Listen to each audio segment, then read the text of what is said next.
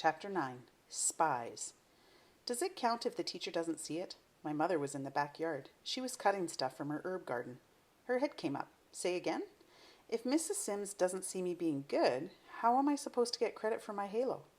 She snipped a couple stems and stood up. She turned around. I laughed. She was wearing the supersized movie star sunglasses I gave her as a joke for her birthday. In other words, she said, you want to know if it's okay to be bad when you're not at school? Another word trick. I was thinking it over when Zippernose came screeching, Mummy, Mummy, let me wear them. She was jumping up, grabbing for the glasses. I smacked her hand away. No. She punched me. Her punches don't hurt. You shut up. They're Mummy's glasses. I gave them to her, I said. Which makes them mine, said my mother. She took them off and handed them to Zippernose. 1 minute and give them back. Zippernose went dancing across the yard.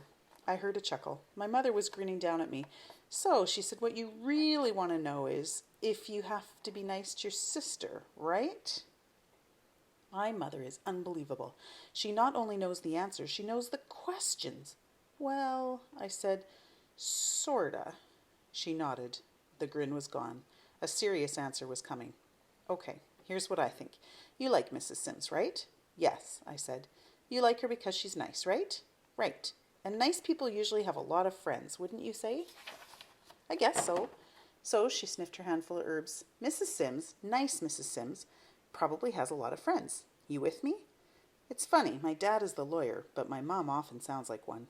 Yeah, I said. So here's what I think. She jabbed the herbs at me. I think it's not just Mrs. Sims keeping an eye on you. I think it's her network of friends, too. They're probably all over the place. If they see one of her students acting up, they report back to her.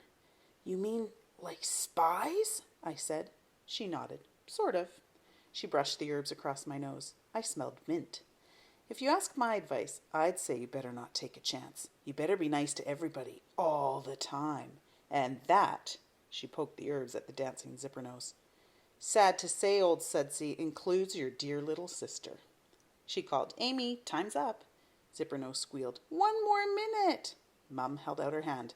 Now. She said it in her don't mess with me voice. Zippernose groaned and slugged over and gave up the glasses. She gave me her best I hate you face and said poop and punched me like it was all my fault. Usually I would hit her back. Instead, I looked at the neighbors' backyards, at the neighbors' windows. I wondered if a spy was lurking behind a shade. I let Zippernose go grumping off unhit. And then Mum was squeezing me and saying, my little angel.